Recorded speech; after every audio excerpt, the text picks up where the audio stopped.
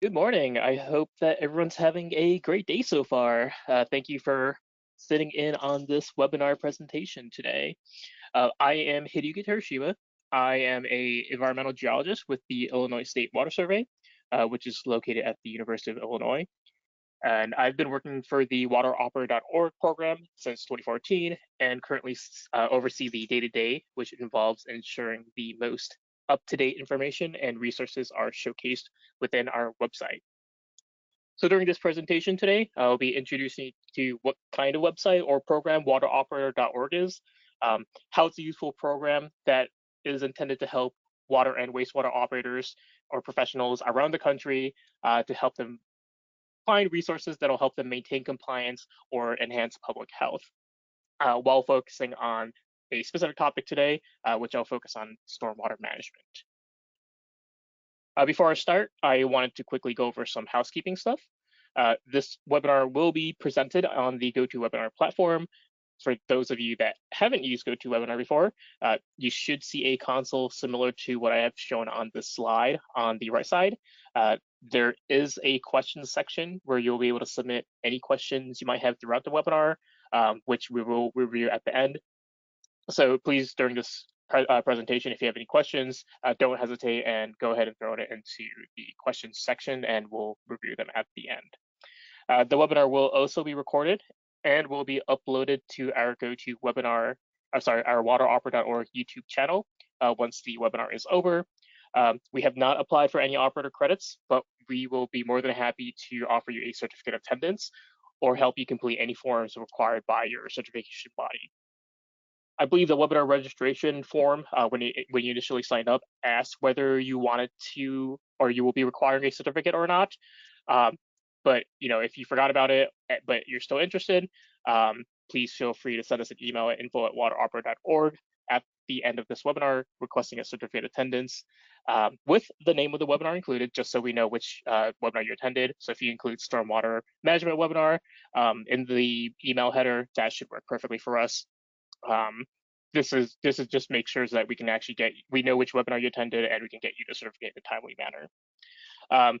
Additionally, once we do have this uploaded to our YouTube channel, you can still watch it, but we won't be able to issue any kind of certificate after watching watching the recording. So please keep that in mind. So this will be the outline for today's presentation. I'll start off by introducing to you what kind of website wateropera.org is and outline the types of resources or information operators can find through our website, as well as the tools that our website offers to, again, search for the specific type of resource you might be looking for related to water or wastewater management. I've done similar presentations in the past, but we've always focused on a specific topic and highlighted resources related to that topic. So we do have a record of all of these on our YouTube channel. If you're interested in learning more about additional topics, like for last month or 2 months ago, we did a webinar on wastewater-based epidemiology. If you're interested in that, our recording is available for that as well. But for this webinar, I'll focus more on highlighting resources related to stormwater management. Over the past decade, we've seen a lot more research and studies highlighting the shift from traditional gray infrastructure approach to collect stormwater to a more sustainable green approach. Additionally, the advancements in smart technologies have allowed utilities to better assess and manage their sewer systems to manage wet weather flows during heavy rain events. And of course, aging infrastructure is a continuing challenge for a lot of utilities that can cause a lot of burdens when stormwater isn't managed properly. So I wanted to focus on stormwater management as a topic and include information relevant for communities and wastewater utilities, try to better understand how to improve their stormwater management program or plan. I'll then highlight examples of public available resources that have been developed by various organizations and how you can find these tools as well as similar resources through our website tools. Then finally, I'll briefly discuss some of the other features that you can find on our website. So what exactly is wateropera.org? It's a website which we developed at the UI in collaboration with the Rural Community Assistance Partnership, or RCAP, with funding from the US EPA. It serves as a clearinghouse of publicly available resources to help water and wastewater system operators with a focus on small systems. We basically have a team of staff that scour the internet to find and collect any kind of publicly available information or resource that would be useful for operators. And then we provide a means to search and access that information easier through our website. So we like to call ourselves, or I like to call ourselves the Google of water and wastewater related information. But the example I like to give is, if you go on Google and you search for a certain topic, or you're looking for a resource on a certain topic, you might have to sift through multiple pages of search results. There might be ads, there might be companies trying to sell you something. Everything every resource you can find on our website has been vetted and is intended to be useful for operators. And even in Google, you might find a useful resource, like if you search wastewater manual, but maybe it turns out that what you're looking at is a manual developed by WEF, or the Water Environment Federation, or AWWA, the American Water Works Association. They develop a lot of great resources, but a lot of them are hidden behind their paywall or membership wall. But everything on our website you can find is all publicly available information. All these resources are open access. Anyone can access them and utilize them. Uh, Additionally, if operators do have trouble finding certain information, they can always call us or email us, and we'll try to help them find that specific information, or we'll try to connect you with any of our partners that have a lot more technical knowledge that can answer some of the questions you might have. So how do we find these resources, and what exactly do we look for? We currently have a database of around 900 or 1,000 organizations, all including national organizations like EPA, AWWA, or WEF, as well as individual state agencies, regional association, and even vendors.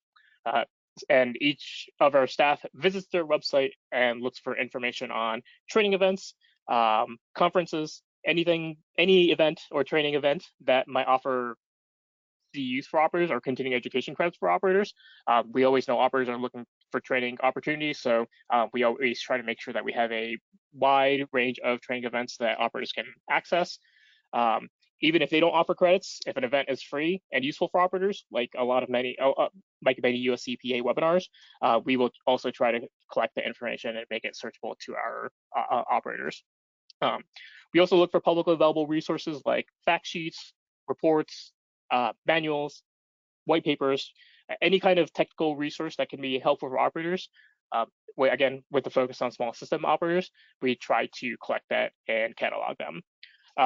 We've been searching and collecting these resources since 2009, and we currently have a library of over 15,000 documents, and we catalog around 11,000 events every year.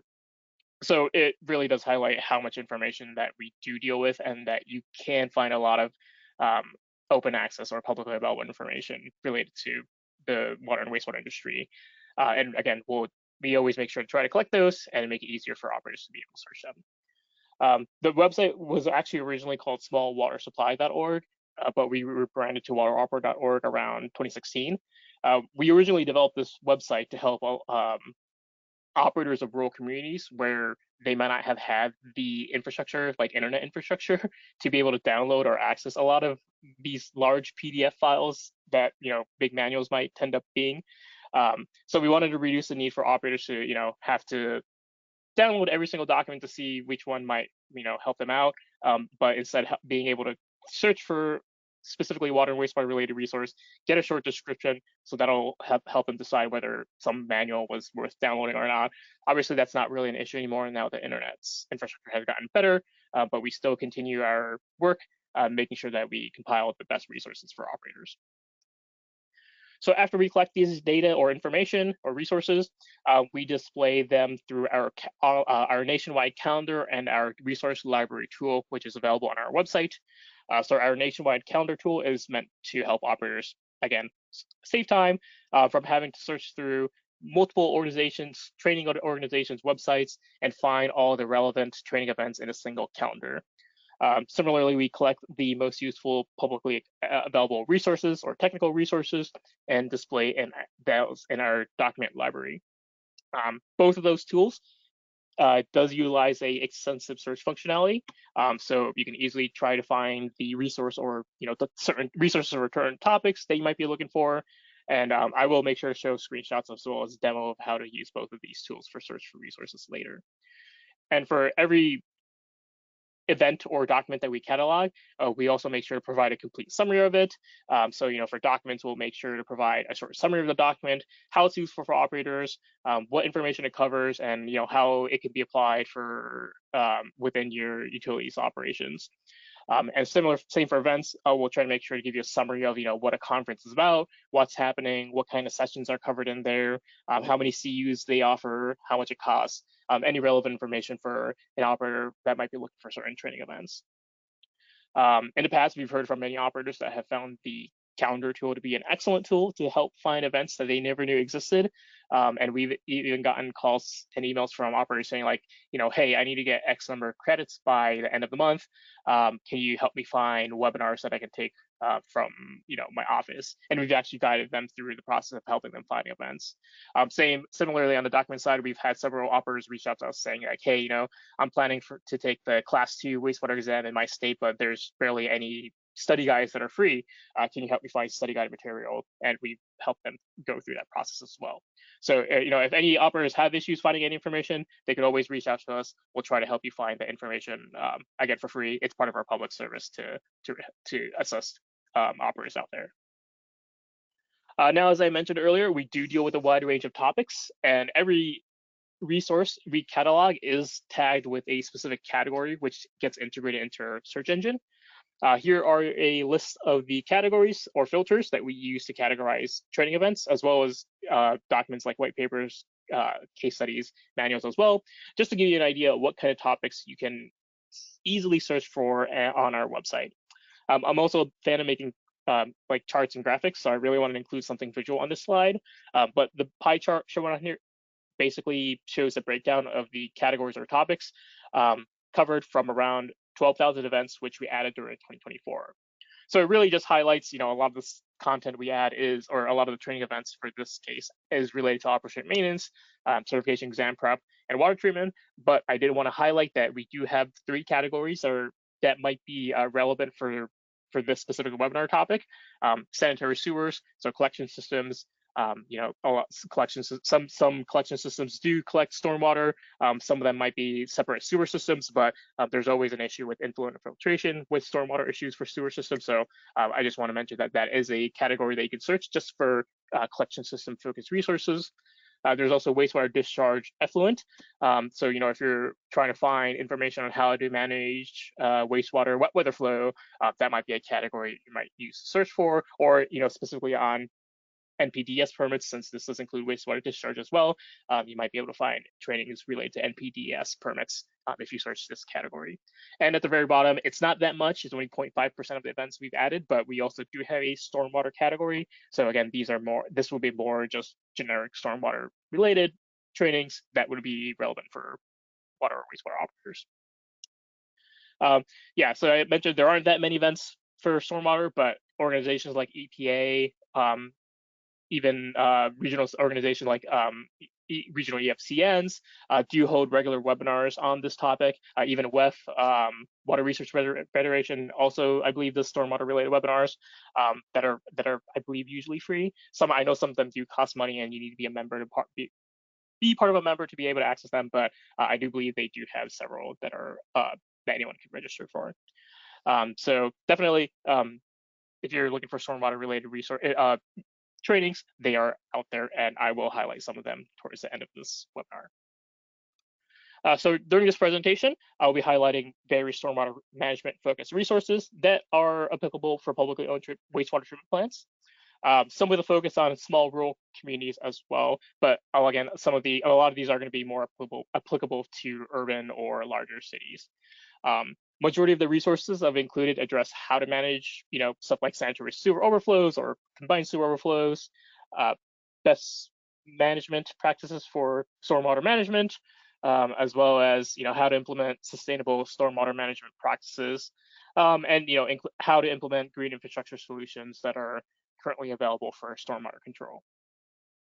Many of the resources came from organizations like EPA, which has a long history of regulating stormwater through the Clean Water Act, which provides guidance through the NPDES program. This program sets the national standards for stormwater and wastewater discharges.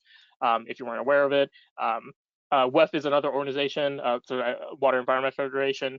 They're a more technical and educational focused organization, but they do create a lot of great resources for wastewater professionals and do a lot of trainings for them as well. They actively engage in a lot of water quality related policy discussions and does traditional research on the most pressing challenges related to water and wastewater, or more focusing on the wastewater sector, but they do have several research programs going on related to stormwater and watershed management. And Environmental Finance Center, like I mentioned earlier, they're a more university-based network that provides support to communities experiencing challenges with environmental infrastructure, including wastewater and stormwater, as well as state agencies, which are usually the ones issuing the NPDES permits. They often provide a lot of technical resources for their states operators, municipalities that can help them with NPDES compliance. So starting off, I guess I just want to provide brief information about stormwater management before I dive into all the resources. So what exactly is stormwater? At its simplest, it's just rain or runoff from snowmelt that flows over the ground. In nature, as part of the water cycle, rainfall is usually absorbed into the ground and will flow underground, eventually recharging aquifers or ending up discharged into a body of water. The existing soil and plants acts as a natural filter to ensure that the infiltrated water is relatively clean whenever it hits an aquifer, or while it flows as groundwater. But this isn't necessarily the case for most developed areas, like in urban areas or city. In those areas, there's increasing development or installation of impermeable surfaces like pavements or roads, even rooftops, which can hinder stormwater infiltration into the ground and make it more difficult, and cause a lot of surface runoff, which is why proper stormwater management practices are required to reduce these from happening. So what is stormwater management? For a municipality, it's the practice of controlling and treating stormwater to protect public health and help reduce the occurrences of flooding. This is conventionally done using a network of great infrastructure, which include underground systems to carry stormwater, drainage systems that can collect runoff, even retention basins or ponds that can hold stormwater or store stormwater, and even treatment plants with treatment plants which treat stormwater and wastewater before being discharged into the environment. These systems, often built with materials like concrete, metal, and other hard materials, they focus on quickly collecting and conveying stormwater to a water body or directly to a treatment plant, ensuring that these systems are working properly, make sure that stormwater is actually being managed properly, and helps reduce the challenges or occurrences of stormwater runoff. That also helps prevent erosions and flooding from happening, and sometimes reduce harmful pollutants from entering the waterway. Since there's a lot more increasing issues of like microplastics being found in stormwater discharges, it's always good practice to ensure that whenever stormwater is being discharged, some measure is being done so that pollutants aren't being discharged into a waterway. So that was a very brief overview of how stormwater is managed, and how a stormwater management plan or having a stormwater management plan can be beneficial for a community. But who exactly is responsible for implementing or administrating these plans? This slide kind of breaks down the structure and highlights the regulatory framework that is pretty essential for the parties involved and usually involved with stormwater management. So who is responsible for stormwater management? At the top, we have the more regulatory hierarchy, which I'm sure many of us are familiar with. So the federal EPA, they act as the regulator. They set national standards through the NPDES program. They develop the rules and framework that a lot of municipalities' stormwater systems are based off of. They also provide authority. They support operators. They also often provide funding opportunities for municipalities having stormwater issues as well. Authority then goes to the state level. So if a state is if they're considered a delegate state, which means that it's been authorized to administer and enforce the NPDES program, like a state's primacy agency, then they will take over direct administration and will enforce compliance. So in Illinois, for example, the Illinois EPA, they're the one that enforces these rules, and they also administer the MS4 program. They issue permits to municipalities. States can also tailor specific rules to reflect their local watershed priorities or local hydrology. This often causes state level regulations to be a little bit more stricter than national standards, especially in areas with higher nutrient loadings or more extensive TMDL requirements. But that is required to protect the waterway or the ecology. So definitely check out your state programs if there is one, and reach out to your state program managers to see if there are any issues that you want to address to them. And then finally, responsibility is passed down to the municipal level, where local governments implement programs like illicit discharge detection, inflow infiltration studies to comply with their permits. So who would be involved at the municipal level? Stormwater utilities, which are often part of the local government, is responsible for managing and funding the control of stormwater runoff. They're usually separate from a wastewater utility, but they develop and implement local ordinances. They build and maintain the stormwater infrastructure like storm drains, and they ensure that, again, compliance and is being met.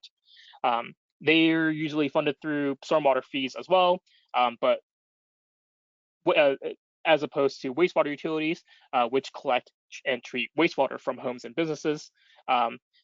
They, again, if it's a combined sewer system, a lot of wastewater utilities might be involved more with stormwater management plans. But even for MS4 systems, which are administratively separate systems, wastewater utilities are usually involved as well, since, again, infiltration inflow is a huge issue that causes overflows at wastewater utilities.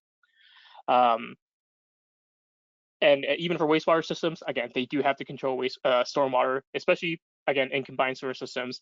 And even for separate systems, they will be involved as well. Then additionally, environmental consultants may be involved for their technical expertise. They're often involved with modeling stormwater management or helping model stormwater management. And they can also aid in developing best management practices that, again, meet regulatory compliance. Professional organizations like WEF or the American Public Works Association, they also provide a lot of trainings to public works personnel, stormwater management personnel, wastewater management personnel, and that can often lead to aiding in the development of national standards or industry standards as well. And finally, property owners, they're pretty crucial to reduce the impacts of stormwater issues, like maybe a homeowner installed an illicit discharge point. Making sure that they know that that's not allowed helps to ensure that there's less chances of stormwater infiltration going into your sewer system. And again, another thing that's been becoming more popular is to promote residents to implement green infrastructure at their property, as this can help reduce stormwater issues at the source. Now, a little bit more information on how wastewater utilities are involved with stormwater management. As mentioned in the previous slide, they're in charge of managing MS4 systems or combined sewer systems. The top illustration basically shows the difference between the two systems. So MS4 system, as the name implies, there are two-pipe systems that collect stormwater and wastewater separately. So stormwater goes into one pipe, sanitary sewage goes into another. This ensures that the treatment plant is receiving only its predicted sanitary flow, reducing the issue of hydraulic overload, which can happen during heavy rain events if stormwater isn't separated. This also helps to reduce pollutants from being discharged into waterways. MS4s are also required by EPA to have a stormwater management program that outlines the plan to reduce pollutants in stormwater runoff, again, to protect water quality. Now, combined sewer systems, in comparison, they use a single pipe system that collect both stormwater and sewage. These are often found in a lot of older, bigger cities, especially in the Northeast, where there are still a lot of legacy pipes remaining. The map on the bottom of the slide actually shows, it's an EPA map that shows where all the combined sewer systems, I guess, reported are located. And you can see that they're all in the Northeast area. The issue with combined sewer systems is that they're more prone to the effects of wet weather flows. which can lead to combined sewer overflows, which what happen when stormwater overwhelms a combined sewer's capacity or pipes capacity, and the mixture of raw sewage and stormwater is forced to be discharged to the local waterways through relief points. This is obviously a significant environmental concern, which has led EPA to develop the combined sewer overflow policy, which requires municipalities that still have combined sewers to develop a long-term control plan to reduce overflows, but no new combined sewer systems are generally built today. And for new construction, building separate systems is the default and the most cost-effective method today. It's far cheaper to build open ditches and culverts for stormwater and a smaller dedicated pipe system for sewage than it is to build a massive single pipe system that conveys both stormwater and wastewater. And for older cities with combined sewers, since the cost of separating those sewer systems or stormwater, those combined systems, so their separate sewer system and stormwater system, is very expensive and time consuming. So it's not really done often, but that can be part of their long-term control plan. There are some cities that have partially separated their sewer system and their stormwater system, helping to reduce the occurrence of combined sewer overflows. And a brief historical review of stormwater regulations, just to quickly go over this. So in 1972, the Clean Water Act established the NPDES permit program to address pollution from industrial municipal wastewater systems. This included combined sewer systems, since combined sewer overflows were identified as a major source of water pollution. But it wasn't until 1994 that EPA actually issued the National CSO Control Policy, which required municipalities with combined sewer systems to develop a long-term control plan to reduce or eliminate CSOs. Many older cities still operate under this framework today. But even before the CSO policy, regulators recognized that stormwater runoff, not just sewage, was a major contributor to water pollution, which led to the Water Quality Act of 1987, which amended the original Clean Water Act and required EPA to regulate stormwater discharges from MS4 systems. And in 1990, EPA launched the phase 1 of the stormwater program, which targeted medium and large municipalities, as well as certain industrial activities and construction sites. But these entities were required to develop and implement a stormwater management program.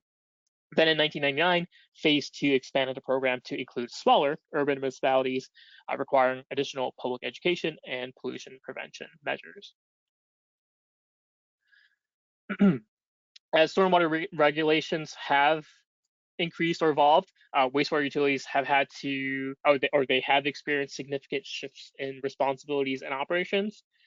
So what kind of impacts did these regulations have on wastewater utilities specifically? So first, there's been an increased scrutiny on sanitary sewer overflows, or SSOs, as well as combined sewer overflows, CSOs. Utilities are now under more of a pressure to prevent these events from happening, which can severely impact water quality. But having increased maintenance programs that address these issues, that can increase costs, that does add a burden on the operator. But again, it is to ensure that stormwater is managed properly. To comply, utilities usually have to do a lot of inflow and infiltration studies, as well as routinely go through the process of detecting illicit discharges or unauthorized connections where pollutants can enter the sewer system. And again, these maintenance practices are essential to maintaining system integrity. Collaboration has also become crucial. Wastewater utilities are now working more closely with stormwater managers and urban planners, sharing useful data like monitoring results, as well as GIS maps of where assets are located to support watershed-based planning. This has led to a growing trend of integrating stormwater and watershed planning together under one framework, similar to like the One Water or framework that the water industry has been trying to implement, as well as integrated planning, which promotes holistic resource efficient solutions through utilities coming together and working together. That is actually a requirement for MS4, or not necessarily a requirement, but is a framework for MS4s, which I will highlight later. Additionally, utilities are now expected to engage more with the public. Public education and outreach are required components of a stormwater permit. requiring utilities to develop communication strategies, host local community events, as well as maintain educational public outreach material that the public can access. Finally, there's a noticeable shift towards green infrastructure and resilience. So wastewater utilities are increasingly incorporating green infrastructure and nature-based solutions to better manage stormwater, enhance sustainability, and adapt to climate-related challenges. Here are examples of news articles that are fairly recent that highlights how wastewater utilities are managing these stormwater issues. So, cities with aging stormwater infrastructure, they're experiencing more issues with stormwater overwhelming their system.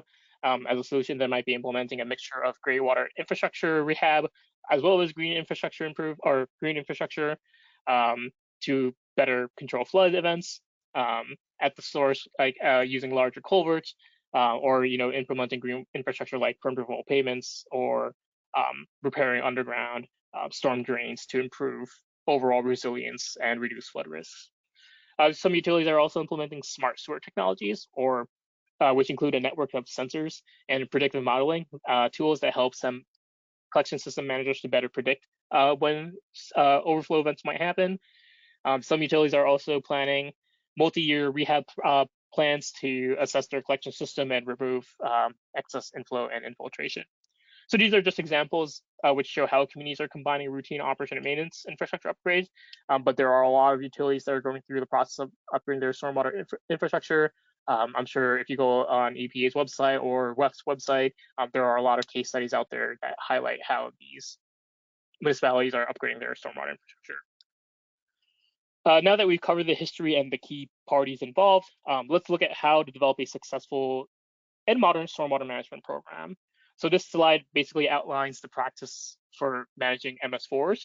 The first item listed at the top are the EPA's 6 minimum control measures, which are required for all MS4s under, again, the NPDES program. The first 2 measures, public education and public involvement, these are the main drivers for community engagement.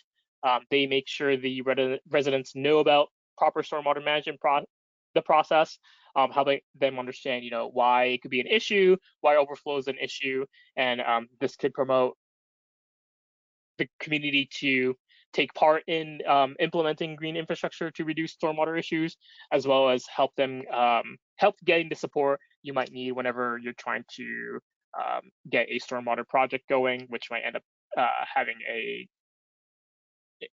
which might increase the rates for the communities involved. The next 3 are the core technical programs, illicit discharge detection and elimination, which is the detective work, basically mapping out all the outfalls and identifying and removing improper connections within a sewer or stormwater system, which can pollute the waterways. Construction and post-construction controls, which ensures that during construction, there's no sediment or pollutant runoff due to rainfall, because of construction activities and improperly managed erosion control. Even after construction is complete, installing stormwater controls like detention basins or green infrastructure later can help manage runoff long term. And finally, pollution prevention and good housekeeping, which is the best practice municipal employees should follow to prevent pollution from entering the storm drain, like proper storage of chemicals, treatment chemicals, as well as managing fleet vehicles so that there's no pollutants from those vehicles potentially entering into the stormwater drain. I also have EPA's integrated planning framework listed here, which is a more modern strategy that brings together, again, wastewater utilities, stormwater utilities, and other partners together to prioritize which projects should be prioritized, which projects will give the biggest benefit in terms of protecting public health, improving water quality, and promoting financial capability. And finally, many communities are adopting green infrastructure and low impact development practices. These include, again, permeable pavements, green roofs, rain gardens, bioswales, anything natural that mimic natural hydrology, which can reduce runoff, improve water quality, and enhance urban resiliency. So we talked about the individual practices and regulatory drivers, but how do we tie this in together into a cohesive long-term strategy? So in 2019, the Water Infrastructure Improvement Act, or RIA, amended the Clean Water Act to include EP's integrated municipal stormwater and wastewater planning approach framework. This integrated approach, again, breaks down the traditional silo between stormwater and wastewater management, and it helps to look at stormwater management as a holistic approach, again, to help prioritize which infrastructure projects require the greatest investments. For example, let's say a municipality's wastewater utility is having issues with high influent infiltration to meet within their sewer system, requiring rehab work. Um, at the same time, the stormwater utilities is also having issues with their system being undersized. In that case, each public works department can suggest their own capital improvement plan, which can lead to significant rate increases. But they could utilize this integrated framework to develop a integrated plan that can lead to a more effective and affordable way to meet the Clean Water Act requirements. So the first step would be to identify the problem the plan will address and to characterize the existing system, mapping commonly flooded areas to areas with the worst sewer overflows, which can help identify inflow and infiltration points. Uh, uh, this can help define the integrated goals that can ensure compliance while being cost effective.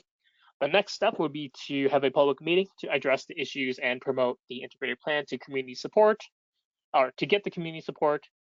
Then the next step would be the identification and evaluation of alternatives. So this is where the community can consider alternative solutions like green infrastructure, which could serve as a more affordable alternative to sewer system rehab.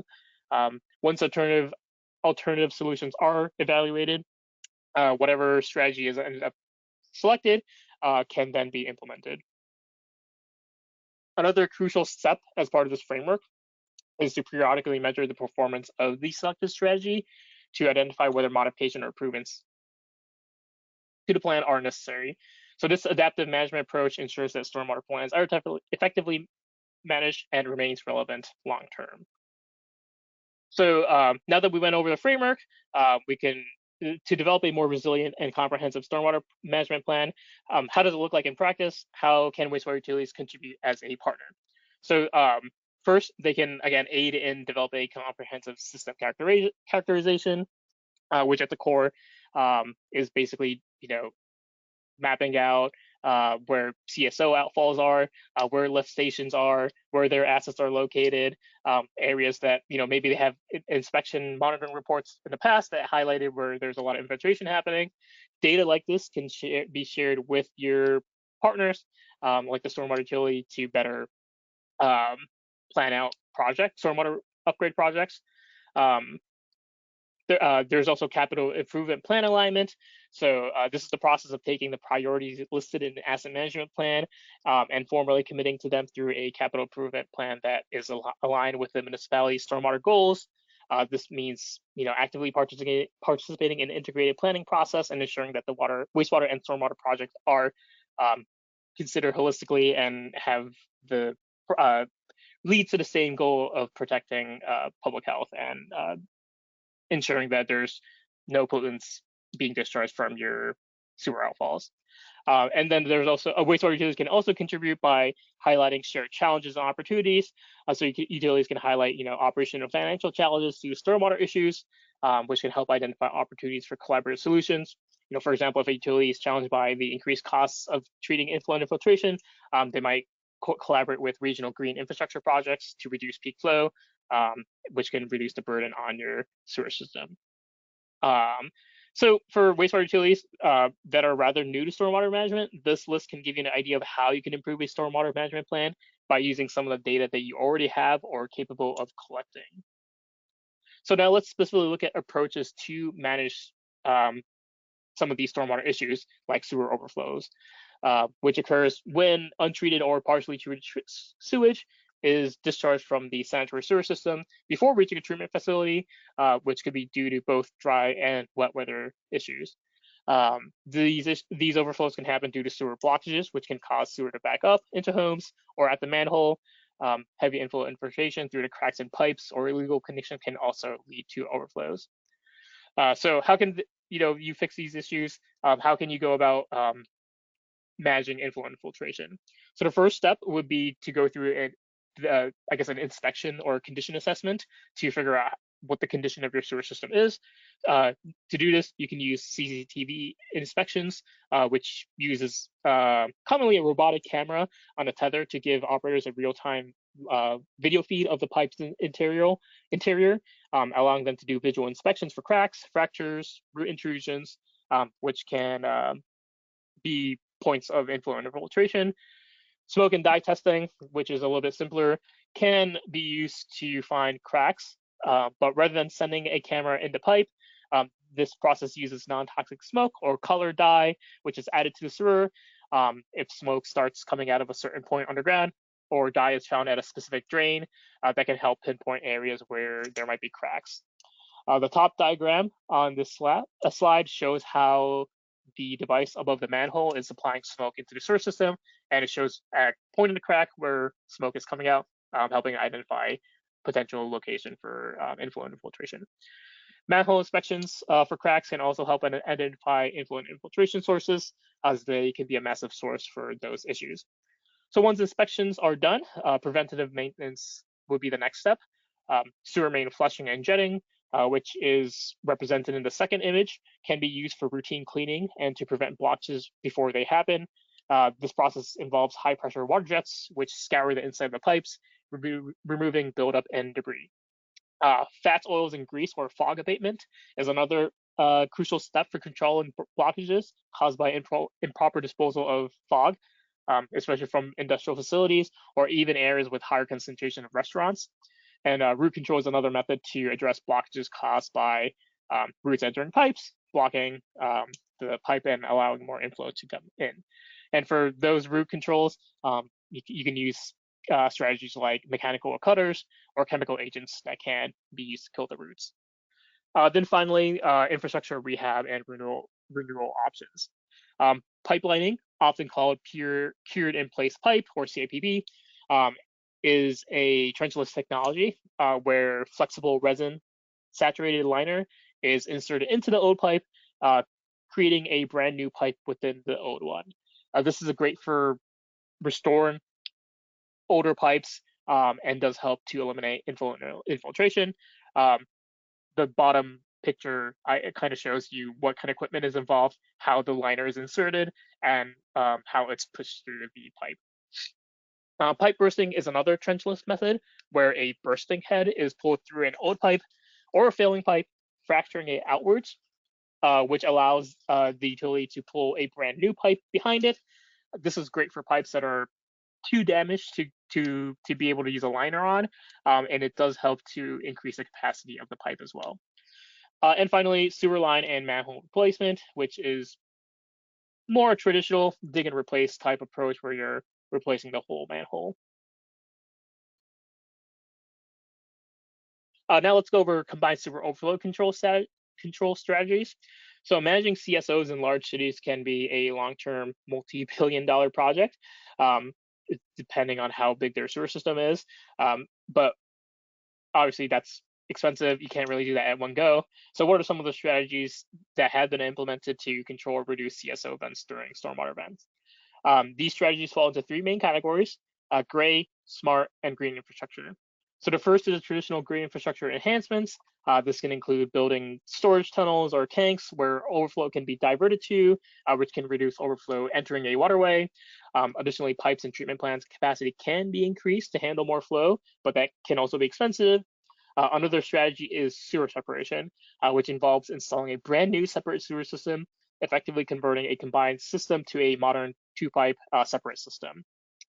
However, since this can also be extremely expensive and disruptive as excavation work is necessary, partially separated systems, where only areas with known overflow events can be converted into separate sewer systems. And these can be implemented to reduce costs and address more immediate issues. The image on the top actually shows how the runoff from the roof, gutter, and the drain still ends up in the combined sewer system, but runoff from the street enters a drainage pipe, eventually going to the outfall. So implementing something like this might be a little bit cheaper and can help target, again, areas where there's a lot more sewer overflows happening as a potential solution. Another solution is to implement smart sewer technology. So this system relies on real-time data and automation to optimize the performance of existing grid infrastructure. So a network of sensors, they can tell when there's increased water flow. You can even use predictive modeling to kind of identify, oh, there's a lot more flow. There might be a lot more flow coming because of upcoming storm events.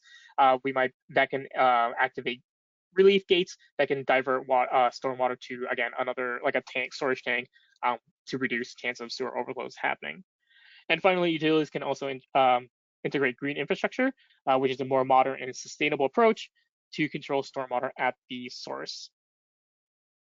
Now, since I did mention green infrastructure, I did want to go a little bit into more details about it. What green infrastructure solutions have been proven to help with stormwater and improve water quality. And this slide kind of breaks that down into two key areas: green infrastructure for stormwater, and a subset called nature-based solutions, which can be used for wastewater treatment. So starting off, green infrastructure options, which is a prime example that is often used by a lot of municipalities, is fire retention, which is essentially an engineered rain garden. An example is shown on the top slide here, or the top image on the slide. They're basically landscape depressions that can collect runoff by nearby impervious surfaces, and provides a point for runoff to seep into the soil, potentially get filtered through the vegetation available, and again helps divert stormwater from entering the sewer system. Another option is to use bioswales, which are vegetated channels along streets and parking areas, again to reduce the amount of stormwater runoff from going into your sewer system. Now, nature-based solutions are a type of green infrastructure, but rather than managing stormwater, which they can, they're more intended to be low-impact approaches for wastewater treatment. Examples like constructed wetlands and soil infiltration systems. They rely on engineered ecosystems that utilize, again, soil and vegetation to act as tertiary treatment, so that stormwater, similar to stormwater, can be diverted and be treated using these nature-based solutions as well to remove pollutants, so that there's clean stormwater at the end of the system. So both of these strategies does present a more sustainable, resilient, and cost-effective methodology for managing stormwater as well as wastewater. And to wrap it up for this, just to give you the overview of stormwater management, I just wanted to briefly go over some of the challenges that a lot of these stormwater utilities and wastewater utilities have mentioned. Obviously, aging infrastructure, that's been a long-standing challenge that a lot of utilities are facing. A lot of stormwater, as well as sewer system infrastructure, is aging, requiring a lot of rehabilitation, as well as a lot of work to reduce inflow and infiltration from these aging systems.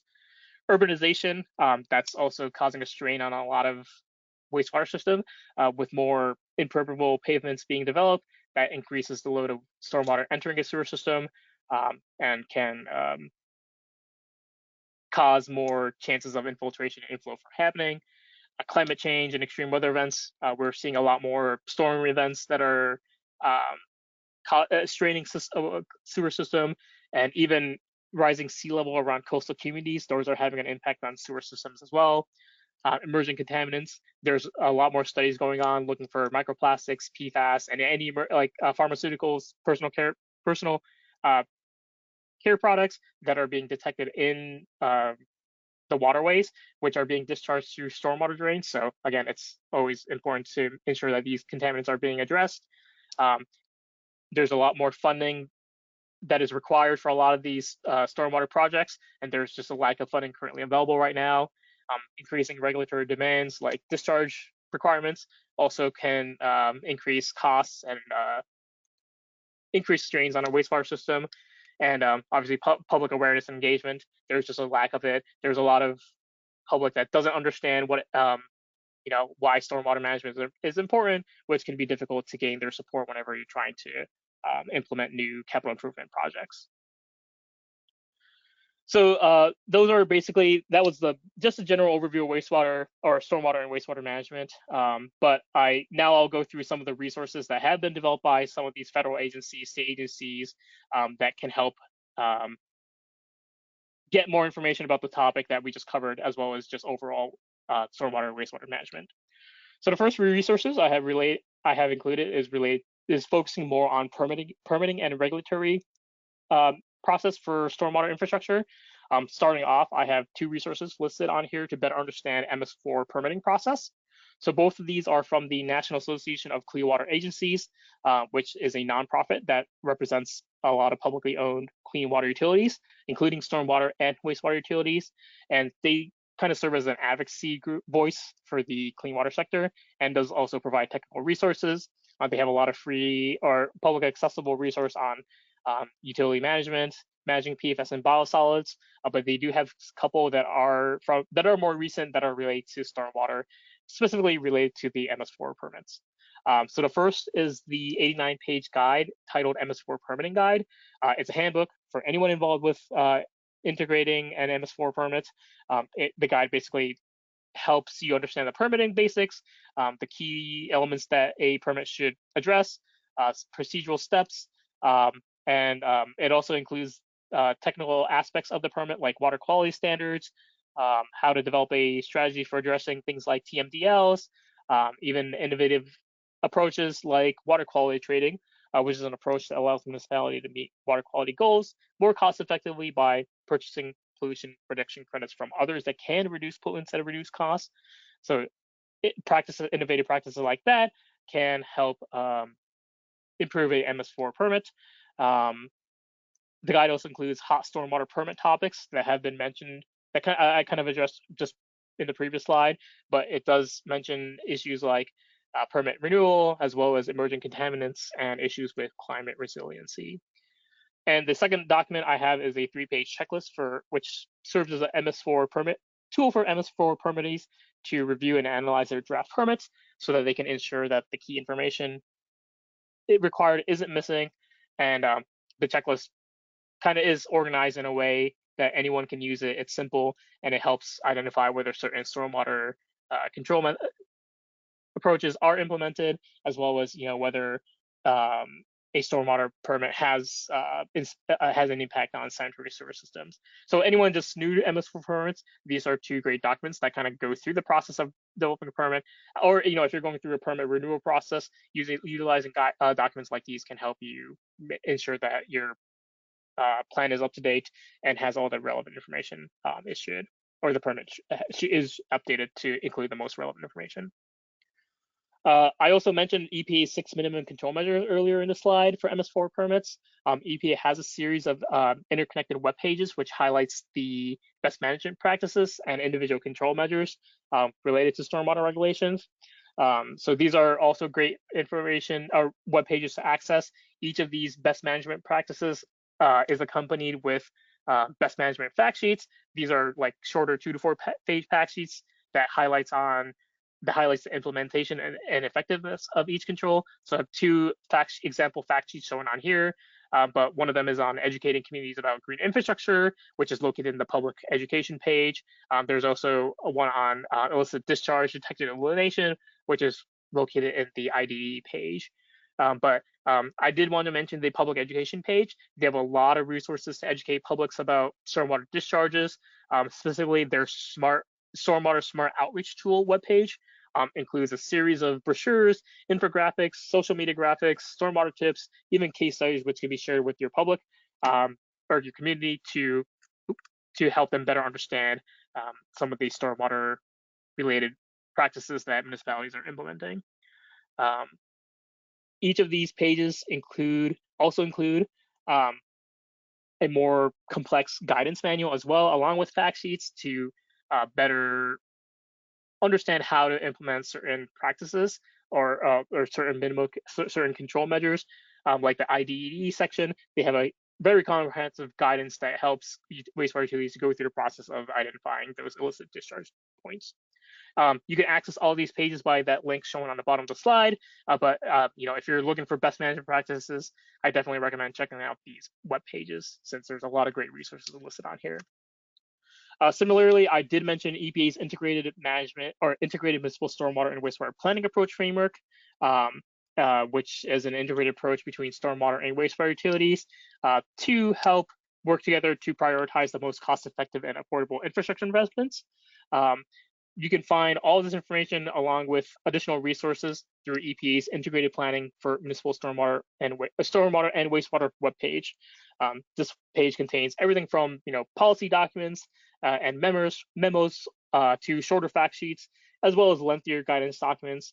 And it's really a good starting point for any utility or municipality looking to understand how to develop a more holistic, cost-effective, long-term plan for managing stormwater and wastewater infrastructure. But the kind of information you can find is, there's a lot of integrated planning and action fact sheets, which includes short case studies from communities across the country, which highlights successful implementation or integrated plan projects. The fact sheets can help you understand what actions are associated with integrated planning and how utilities can achieve similar results.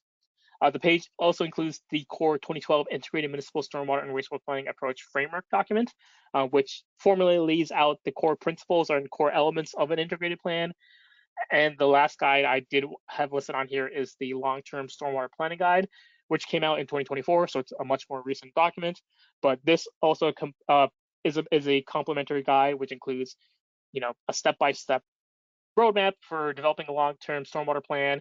It does walk users through the entire planning process from building a team, defining local stormwater goals, to assessing an entire stormwater wastewater system, and creating an implementation and funding strategy. It also includes easy-to-use worksheets to help communities document their process as well as their decisions that they have started. So again, if you're starting a long-term plan, this might be a great document to check out.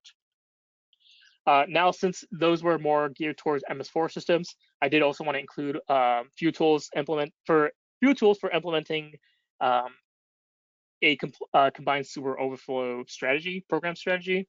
So this slide highlights two hands-on EP tools designed for communities dealing with CSO problems. Starting off, we have another long-term guide, which is titled Long-Term Control Plan Review Checklist. So this is an Excel-based tool that provides a clear step-by-step process for reviewing a CSO long-term control plan, and it helps to ensure that a community is properly implementing federally required 9 minimum controls. These are the best practices that every CSO communities are required to have while they develop their long-term control plan. So these include measures like having a proper O&M program, how to have a method of preventing CSOs during dry water flows, ensuring that flow is maximized in the treatment plant during a storm, and other control methods. So it's a very practical assessment tool to make sure that their long-term control plan is designed effectively to address CSO issues. And EPA does also provide a self-paced training module that guides users through how to use the Excel spreadsheet tool. There's also another spreadsheet tool that EPA has called the CSO model for small communities, which, as the title says, is intended for small communities to perform a technical analysis to develop a long-term control plan. And this specific tool can help smaller utilities understand the scale of the problem that they have with CSOs. So like estimating the CSO volume and frequency. The tool also helps you evaluate various CSO control options to see which option might work best for their specific system.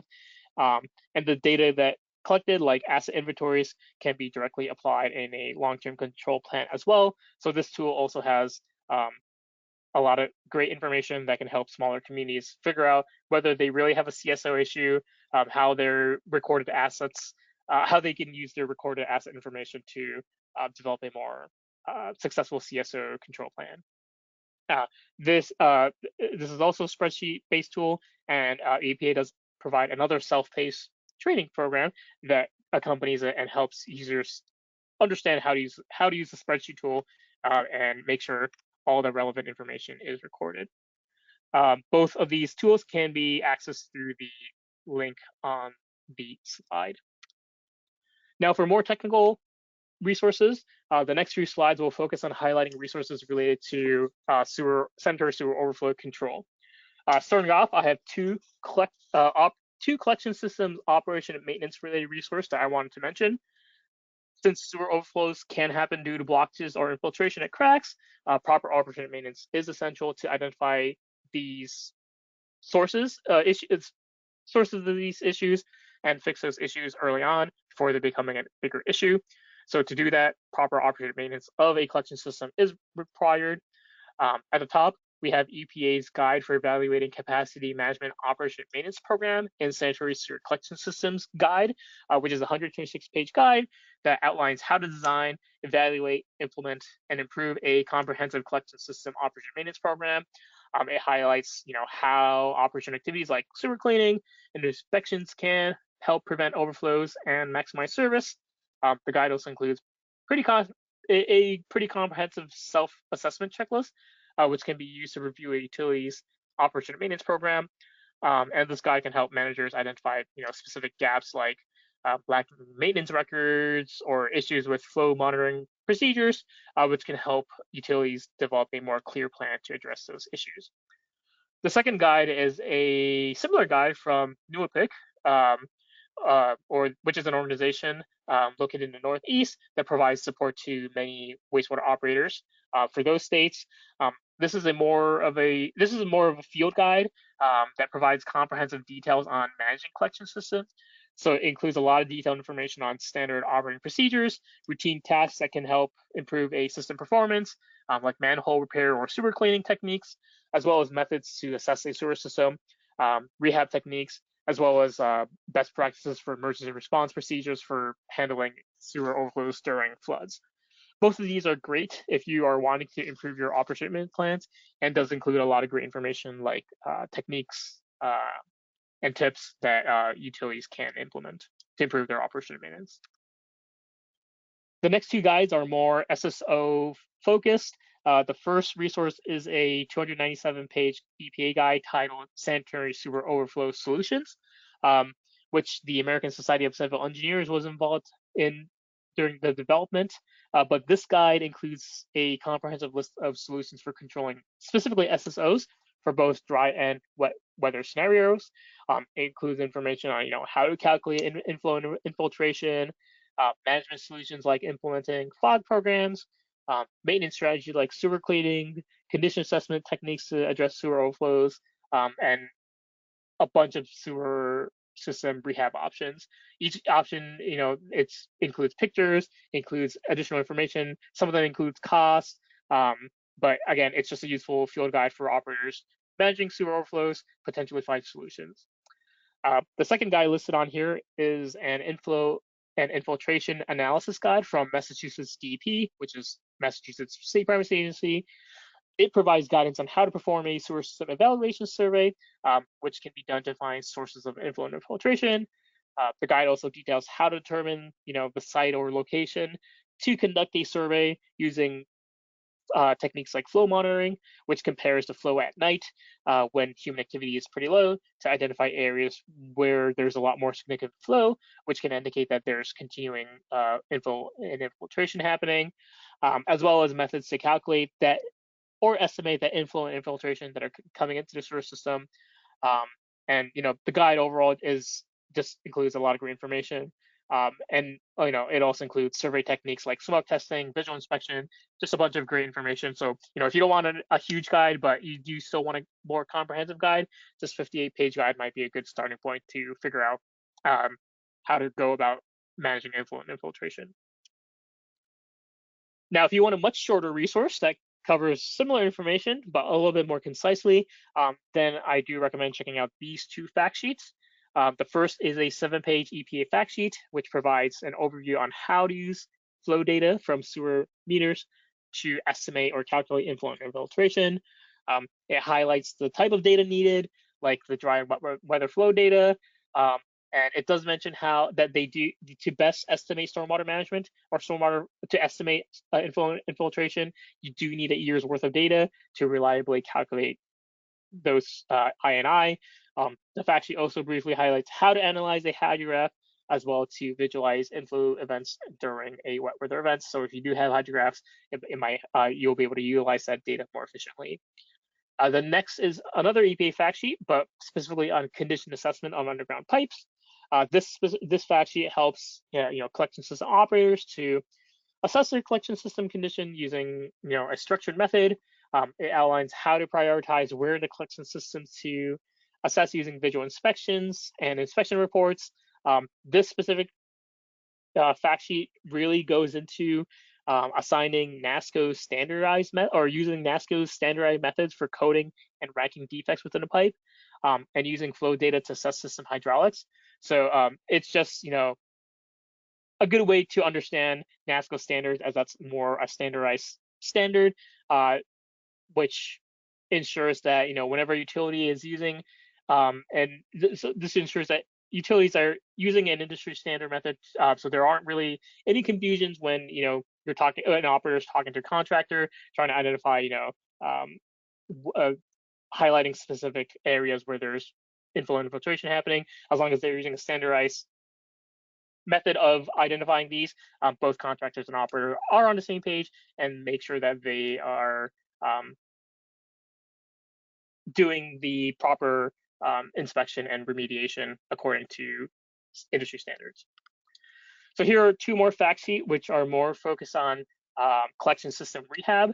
The first is the trenchless sewer rehabilitation fact sheet from EPA, which provides an overview of common methods used to repair pipes without having to do any kind of excavation work, or commonly referred as trenchless technologies. It provides a concise summary of the key information on technologies like pipe bursting, slip lining, CIPP, even modified cross-section lining. If you know a collection system needs repair, this fact sheet may help you get started with exploring options. They do offer cost estimates as well, but since this is a much older document compared to the other ones featured on here, you might want to take those as a grain of salt and account for inflation these days. But the second fact sheet I have listed on here, it's from WEF, and it is titled Sanitary Sewer Rehabilitation. And it's a shorter fact sheet, but it also serves as a quick reference guide for any operator looking for wastewater rehab solutions. It's a much more updated fact sheet compared to the EPA resource, but it does also include similar information, like the pros and cons of individual rehab techniques like injecting grouting, pipelining systems, as well as spray and spun cast concrete systems for reinforcing pipes.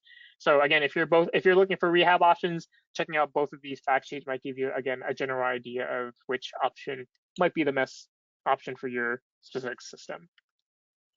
And our last resource focused on sewer overflow is the illicit discharge detection and elimination guide from EPA, which is a comprehensive manual to help Phase 2 MS4 to develop a illicit discharge detection and elimination program. So it's structured into two parts. The first part is the pragmatic guide for managers, which shows how to develop a successful program, like setting up a legal authority, ensure appropriate staffing is there, and procedures and programs that they can follow. And the second part is the technical field manual portion, which actually details specific methods used to find and eliminate illicit discharges.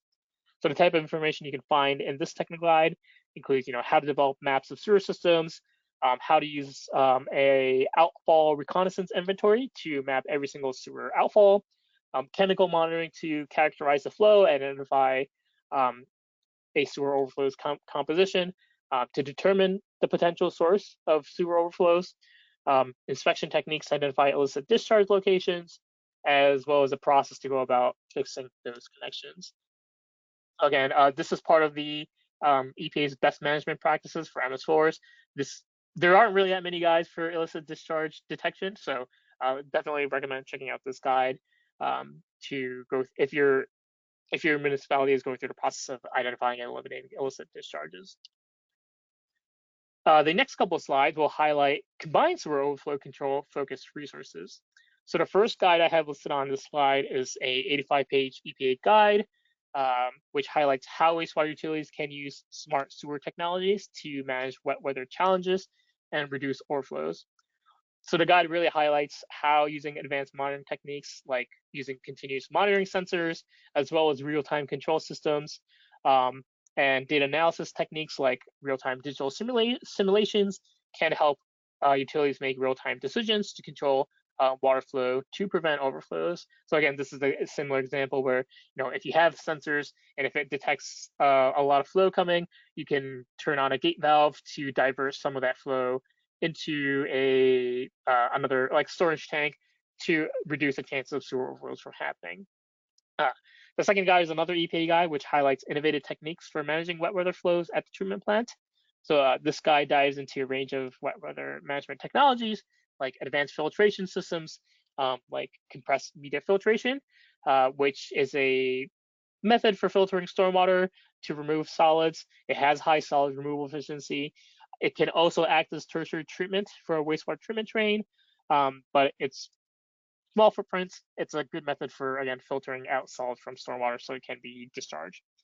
It provides real-world examples and data as well that can help utilities and engineers make decisions on which emerging technology for what weather control they might want to implement to upgrade their facility. If you'd like to learn more about smart sewer systems, EPA does have 2 webinar recordings, each around an hour long, which highlights how wastewater utilities using data to manage their infrastructure more proactively.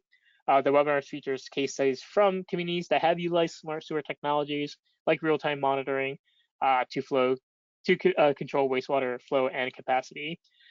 So these are great webinars. If you're a person that learns more from a video format, these 2 webinars really do highlight a lot of examples of smart sewer technologies.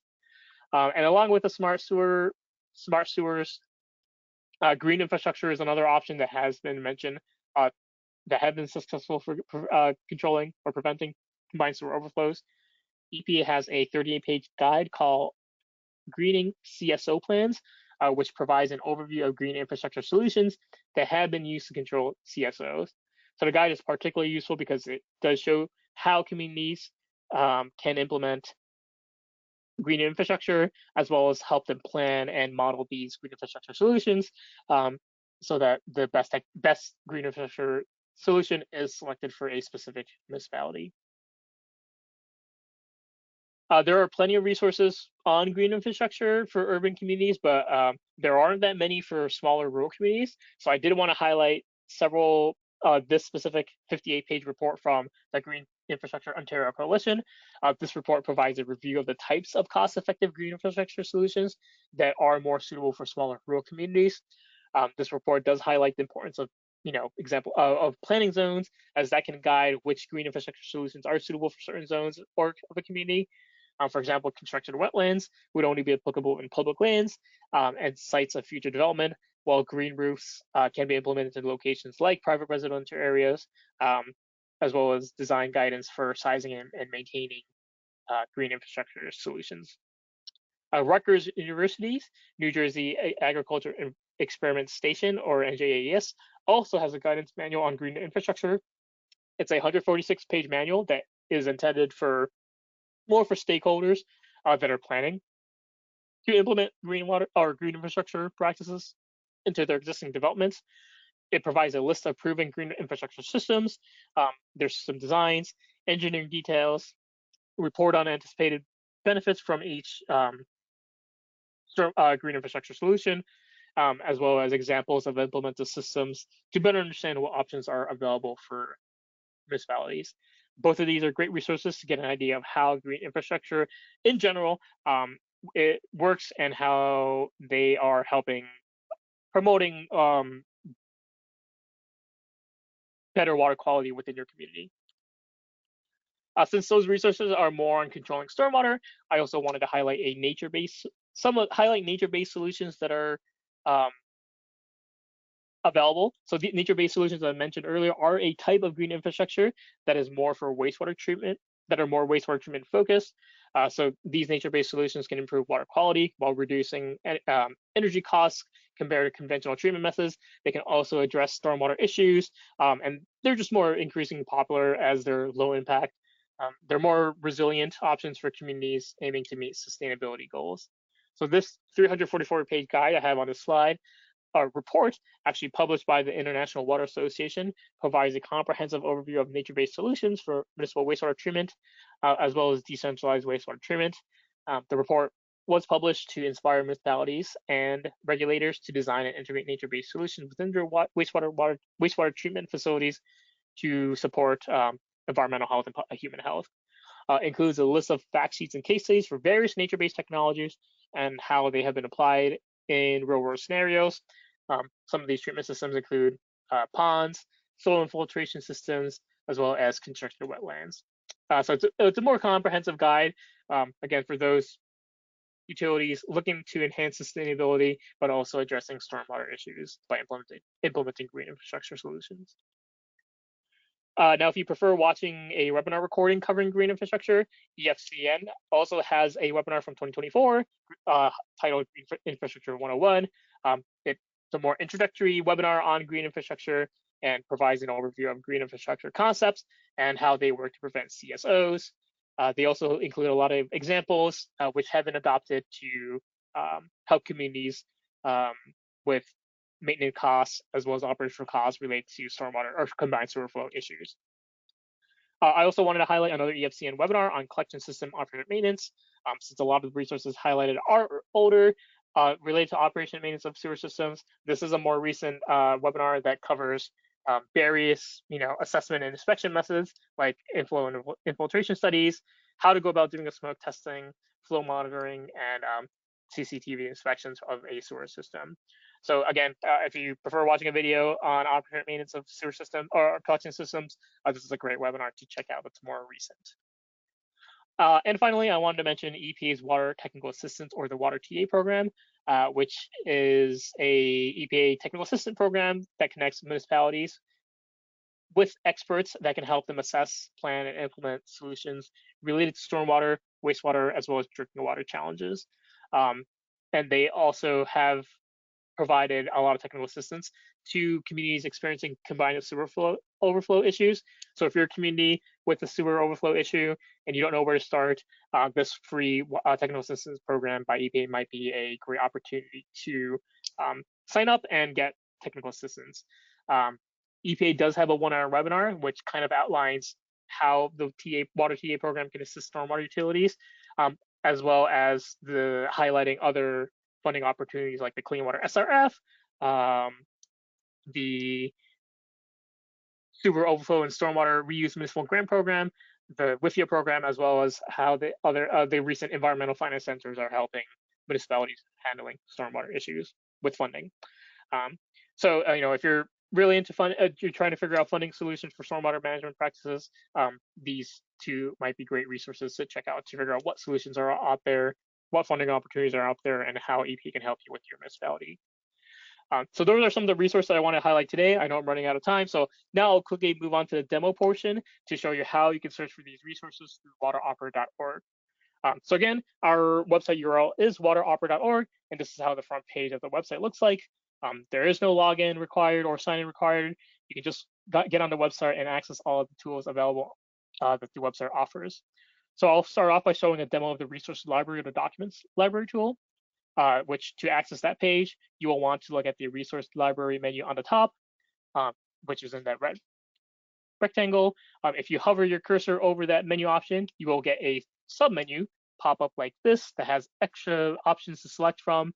What you're interested in is the search for documents or the document search option, which again is located in that red rectangle. If you click either of those, it will send you to our resource library page, which looks like this. Once you get on the page, you will see this gray search module that you can interact with. There's 3 sections. One of them is the select drop-down menu. This is where you'll be able to select the filters, including the categories, which I showed a pie chart earlier of, to help you populate your search. There's also a keyword filter text box where you can enter specific keywords that aren't covered in the already existing filters. And then there's also the retrieve documents button, which will actually run the search or the query once your search filters parameters are populated. If you click on the select drop-down option, you will see these 4 individual filters that are available to choose from. Once you select a specific filter, a new list will show up directly under it under the select drop-down menu, which includes the sub-filters that fall under the main filter. So the first filter is category. So these are the 30 plus water and wastewater related category, which I showed you on the pie chart earlier. Once you select the category as the filter, a new drop-down with the 30 plus categories will be available where you can choose one of them. The second filter type is type. which can be used to search for specific types of resources. So if you only want to search for fact sheets or manuals, you'll be able to select that using the type option. The third option is the state filter. So if you want to search for resources more catered to a specific state, like from state agencies or case studies from a specific state, you can use the state filter. And the last option is the host filter, which lets you search for resources from a specific organization that's hosting that resource. So once you select one of these 4 filters, you'll have an option to add 2 additional filters to refine your search even more. But I will mention you can't use the same filter type twice. You can only use one filter type individually. So you can't search using 2 different categories. You can only do category, document type, as well as host or state. So since this presentation focused on stormwater management, let's try to search for resources related to this topic. We can simply type that search term into the keyword filter, stormwater management, but one of the existing category is stormwater, so let's go ahead and select that. So to be able to select stormwater as a category, first you want to select category as the option under the select drop-down menu. And if you do, you will see that there's a new drop down that pops up under the category once it's selected.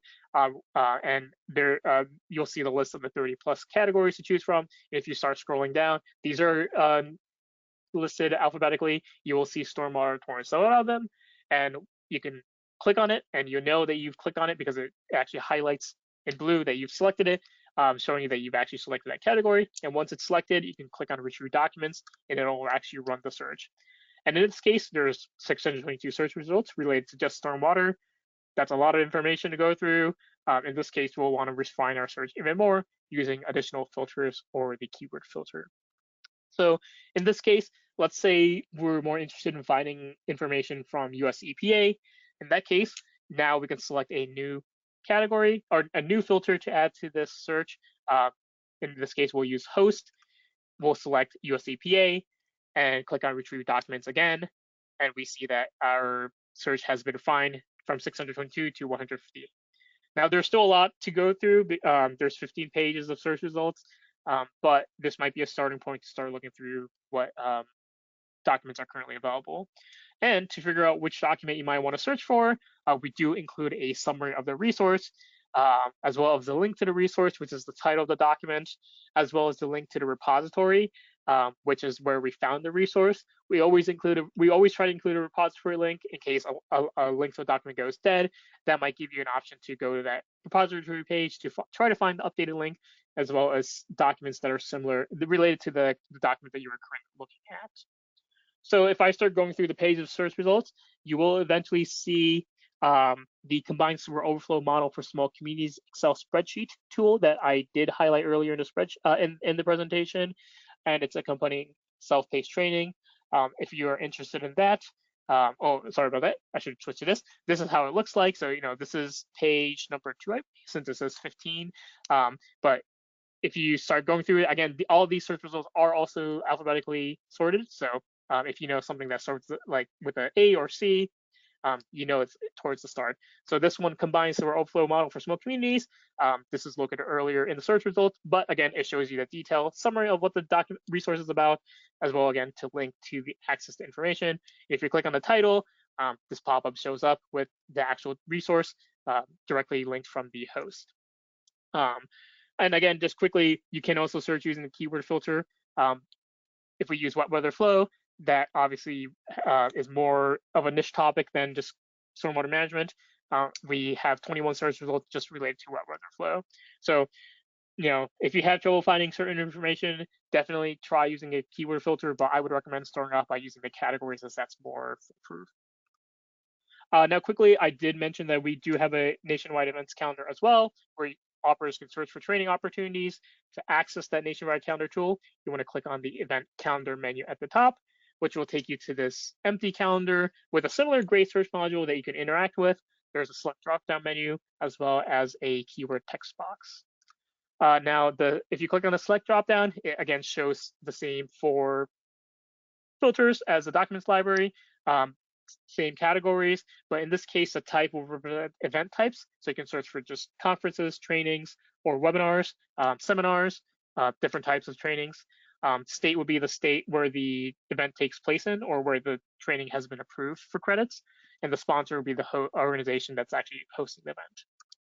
So for this example, since we're based out of Illinois, and a lot of operators usually only use the state filter, we can select state, choose Illinois, just to see what kind of events currently available for Illinois operators. So once we do that, the calendar automatically populates. As you can tell, there's a lot of training opportunities for July. But I wanted to also mention that if you want to reset your search, you can click on the clear filter option.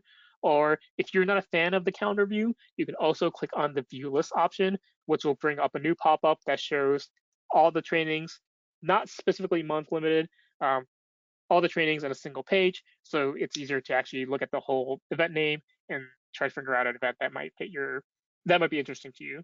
And if I start going through it in July, there's a Central States Environmental or Water Environmental Association conference coming up related to stormwater and collection systems. So this might be an event that does align with today's webinar topic and might be a topic you might be interested in. If so, you can click on the event name, which will then give you the complete details about that specific event. It gives you the start date, start time, location, the link to register, a detail which highlight, what kind of information is covered during the training, if there's, membership or non-membership costs, what the difference in costs are, as well as credits. If it's a little bit more complicated than just listing a single CU value. There's also contact information if you have questions about the event. The costs look at the bottom, and if it's really only if it's simple and it just gives you 2 CUs for water operators or wastewater operators, then we'll try to include that information towards the bottom under the continuing education section so it's easier to identify. And we also list the states that the training event is approved in. Webinar is another training type that has become a lot more popular since COVID. I wanted to mention that, if you're interested in finding more events that, you can take virtually from your office, you can also search using the event type, selecting webinar live online as the training type. And you can additionally select the stormwater category to refine your search, since there are a lot of webinar opportunities out there. This just helps you find that specific training type easier. And once we filtered it out, there's just two webinars for July. One is from Central States, one is from EFCN on neighborhood stormwater strategies, which again might be a webinar you might be interested in. So that concludes the demo of the calendar and the resource library tool. If you have any trouble finding certain resources or certain information like events, feel free to reach out to us. Again, we'll be more than happy to help you find information you might be looking for. But to finish this presentation off, I'll briefly go over some of the additional resources we offer that might be interesting to you. We do have a blog post section or blog post page where we try to, publish blog posts highlighting relevant topics, recent topics, or we might focus on a specific topic and highlight some of the resources we've cataloged in the past. This is an example I have shown on the right from our stormwater blog post, where we kind of highlight, again, some of the similar documents that we highlight today, like the CSO long-term control plans, weather management strategies. So a blog post, if there are certain topics that might be interesting to you, it might be worth checking this out to see what kind of information that we've cataloged in the past that's highlighted in the blog post. We also have 3 newsletters that we send out monthly or bi-weekly electronically through this program. The first is our most popular water operator bi-weekly newsletter, which highlights recent events like funding opportunities, upcoming free events, as well as any news that might impact an operator's regular operation and maintenance. We also have an innovations for small systems newsletter, which is our monthly newsletter where we highlight recent news on innovations in water and wastewater management. I also do tend to highlight a lot of stormwater related research there as well. So if you're interested in finding out more about, pilot studies, anything that's still in the research phase, definitely check out this newsletter. And we also have a tribal focused newsletter for our tribal audience. You can get to our newsletter page through the top menu bar to sign up to the newsletter if you're interested, but you can also find our archive of our newsletters as well on this page. I also wanted to touch on the self-paced classes that we do offer. So we're not a training providers. We're not trying to compete with training providers out there, but we do have several self-paced trainings that do offer credits for operators. Our groundwater and well care class shown on the right side, it's our most popular class. It's free, it's online, it's self-paced, and it helps operators better understand how to maintain and take care of their groundwater wells. I know it's not. This isn't wastewater focused. It's more for drinking water focused, but it is approved for drinking water hours in various states, including Illinois. I think it's approved in around 30 something states. But if you're, if you're also a water operator and you're looking for credits, this might be a course you might be interested in. But we also have 2 additional sales-based trainings, which we developed for Mass DP in collaboration with the University of Massachusetts Amherst on cybersecurity and source water protection. They're also free, but the source water protection training only offers credits to Massachusetts operators, and the cybersecurity training is only approved in Massachusetts, New York, and New Hampshire. But they're both great trainings, especially the cybersecurity one. We've gotten a lot of great feedback from them. So if you're interested in cybersecurity and looking for a free training, definitely check out this self-paced training. So that concludes my presentation for today. If you get a chance to use wateropera.org and run into any questions, again, feel free to contact me or my supervisor, Steve Wilson. Our emails and phone numbers are shown here. But if you want to reach out to our general email address, our phone line, if you scroll to the bottom of our website on wateropera.org, you can find our contact information as well. And I know I mentioned a lot of resources and links in this webinar. If you would like a copy of this presentation so you can easily access those links or the resources mentioned today, email me. I'll be more than happy to send you a copy of this presentation. So yeah, at this time, I guess if there are any questions, Jennifer, I'll be more than happy to answer any. We have one question so far. Are municipalities with combined sewer systems in use required to report when a CSO event occurs? If so, where does the public locate details and occurrences? That's a good question, and I would definitely recommend checking out your state's requirements as well, just to ensure that that is actually a requirement. But as far as I can tell, looking at the CSO guides, that is reporting is one of the requirements. And I believe if there is a CSO event, you are supposed to report that. Again, it might depend on who you report it to. It might go directly to EPA or it might go to your state, but I would definitely reach out to your state stormwater program to get a little bit more information about that, since it might vary. And in terms of public finding that information out, I'm not sure if it's a public a requirement to notify the public if an event like that happens, but I think it certainly is an important aspect to report, as that can help, especially those living near those areas where an overflow might happen, especially if they have a private well, to maybe stop drinking their water if an overflow event might happen. So I don't have a definitive answer, but I would definitely reach out to your state to get proper protocols, since that's more regulatory compliance related. Any more questions, Jennifer? Question we had. Okay. I know we're kind of over time, but if you have additional questions, feel free to email me as well. I'll be more than happy to answer any follow-up questions. And again, if you like the present slides, reach out to me at terrasu1@illinois.edu, and I'll be happy to send this copy of the presentation slide to you. But yeah, at this time, I guess we'll conclude this webinar.